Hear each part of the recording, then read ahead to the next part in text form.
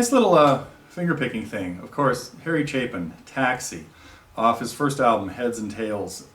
When I first heard this, I was knocked out. First of all, the story is just chilling, heartbreaker.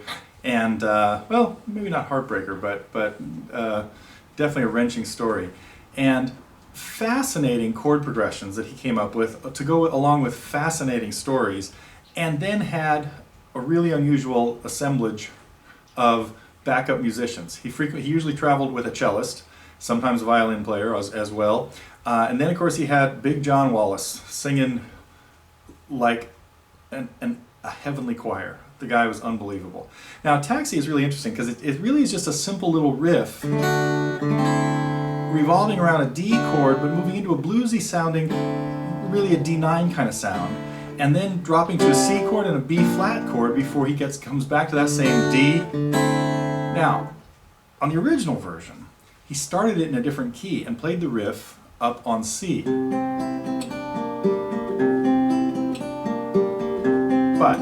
that's all part of a really extensive lesson that I may get to somewhere about this.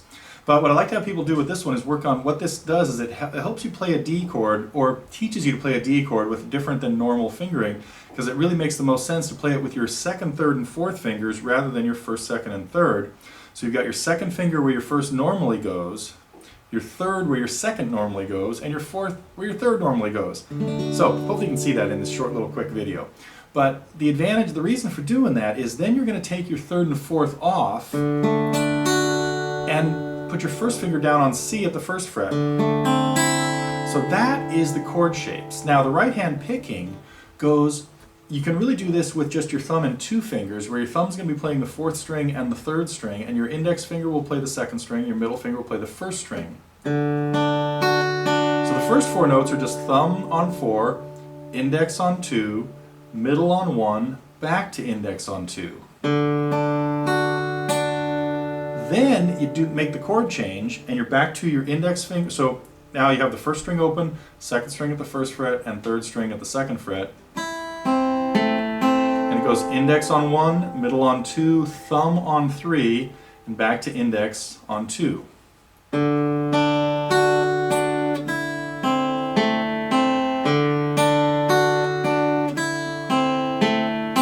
Now, there are all kinds of little variations on how you could play this, but that's how you really get the closest thing to the sound the way Harry usually played it.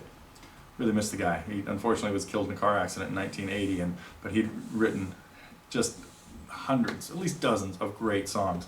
So that's we almost could call that a vamp here, because that's what keeps going while he's singing. It was raining hard in Frisco and all that stuff. Then really just two quick chord changes, a C and a B flat. Really need to play that B flat as a full bar, and then back to the D.